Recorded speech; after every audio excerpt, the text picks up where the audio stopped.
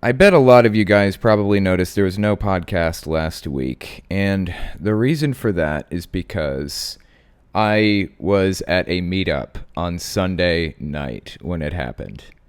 It was an interesting meetup, I will say that. So I set up this meetup, and I wasn't really sure how many people were going to come. I wasn't sure how many to expect or what things to buy in preparation for it. So what I ended up doing was I sold tickets so that I could pay for the food and all of the other stuff. And I think I ended up selling a total of like 34 tickets or something like that. I rented a shelter at a park. So the plan was to meet up with these people and hang out for a few hours. It was only 3 hours.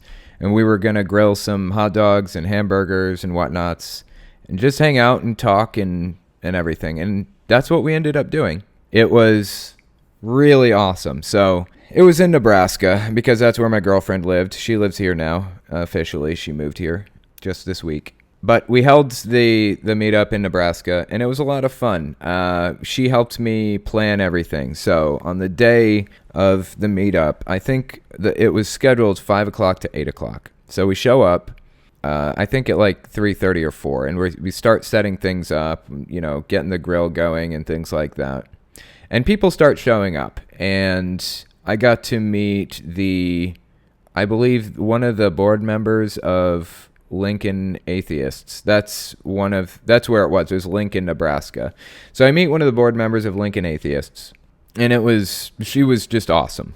She was super helpful with everything. I also was sitting there when an ex-Jehovah's Witness walked up. So I'm introducing myself to these people and talking to them and hearing their stories and all this other stuff. Anyway, it was super interesting to hear these people's stories. The meetup, I think, like I said, I think there were a total of actually about 40 people there by the end of it. But I got to hear everyone's stories. I got to hear from a couple of ex-Mormons, multiple ex-Mormons, actually, lots of them. Multiple ex-Jehovah's Witnesses, multiple ex-Catholics. Interestingly enough, I was surprised to find a bunch of ex-Catholics there. And I got to hear about how they grew up and what it was like. And in fact, one of the ex-Mormons had some really interesting things to say. Some of them were actively going to BYU, like currently going to BYU, and didn't believe it anymore. Like that must be so difficult, knowing that what you're doing, going to this university that's full of Mormons, and knowing you don't believe it anymore. I can't even imagine having to go through that. So props to them for going through all of that. I know it's not easy. But I'm glad that they've kind of connected with community on a more local level, or they wouldn't have been showing up to something like I set up. But another ex-Mormon woman was talking to me, really nice lady, and she was telling me that the bite model breakdown that I did on Mormonism, I did one bite model breakdown of Mormonism long ago, and it was I tried to be generous with it, because I figure if it's a cult, then that will shine through anyways, whether I'm generous or not. Well, I talked to Mr. Atheist, who, of course, himself is an ex-Mormon, and we redid the bite model breakdown, basically. We've been doing it in 4 parts. I think we're on part 3 now. We have 1 part left, the emotion control. And we raised just about every point, almost every point. Some of them went down. But this woman I was talking to, this ex-Mormon, made a really good point to me. She said that every point on the bite model should go up 1 extra score for women, because women are treated a little bit differently in the Mormon church than men are, basically. It was something that really made me think. It made me really think about Mormonism and their control of gender roles and things like that. So I think I'm going to talk to Mr. Atheist about it. I think I'm supposed to call him tonight or something like that about some other thing. So maybe I'll mention that to him when we talk. But anyway, it's just interesting. It's just something interesting to think about. I heard a lot of interesting stuff about other people's religions and things like that. Like, there were like I said, many people that were ex-Catholic, and I was honestly surprised to find that there were so many ex-Catholics there, and they were really pressuring me into talking about Catholicism. They really want me to cover Catholicism. I covered it forever ago, and I feel like my views on it have changed since then, because it's like a 2.5-year-old video or something. It was like super old. So I just took the video down because I wasn't really sure that I agreed with it anymore. I haven't watched it through in forever. So I'm gonna give it a watch again, and I'm going to refine my views and talk about Catholicism again. It's an extremely controversial subject, but my position on it is kind of damn the controversy. If it needs to be said, then it needs to be said, pretty much. Another ex-Catholic I talked to was the president of the SSA in Lincoln, Nebraska. He was really, really cool. Really cool kid. And he's also an ex-Catholic. And we talked about the Fibonacci sequence because I picked that as the scale for grading cults on the Byte model, basically. And he wanted to know why I picked that and things.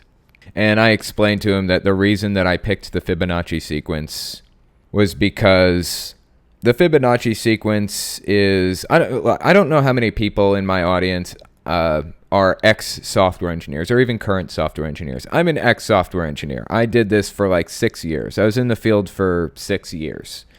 And if any of you guys know about Agile Scrum planning, you'll probably recognize the term planning poker. That's basically this thing where in software they say the two hardest things to do are naming and estimating.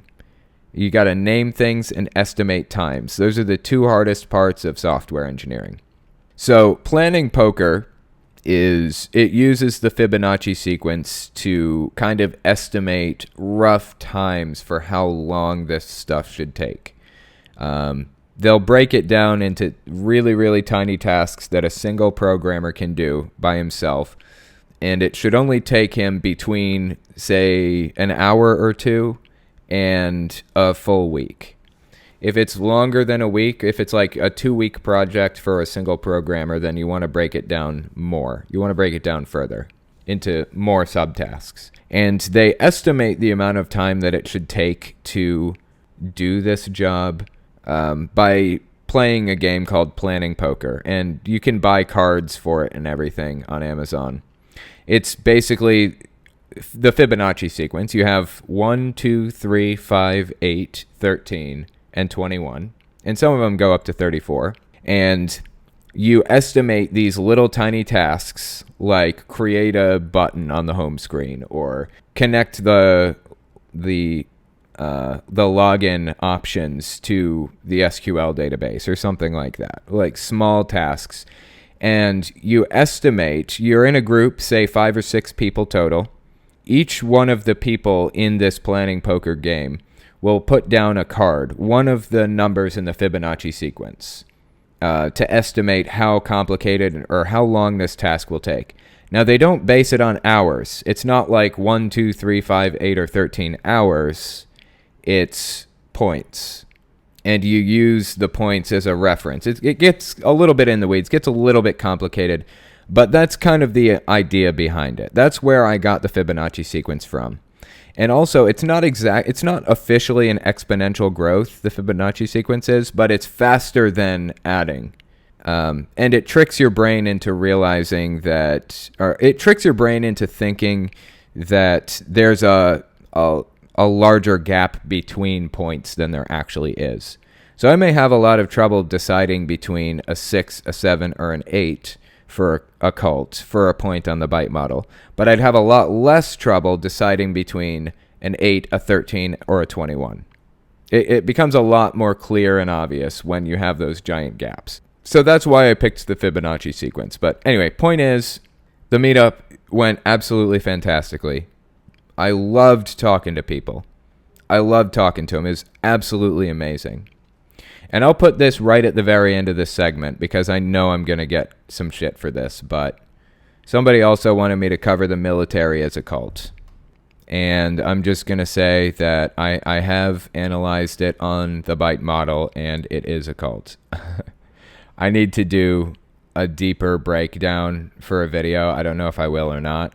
It's definitely going to garner some hate, to say the least, but it is. So there you go. Take that for what you will.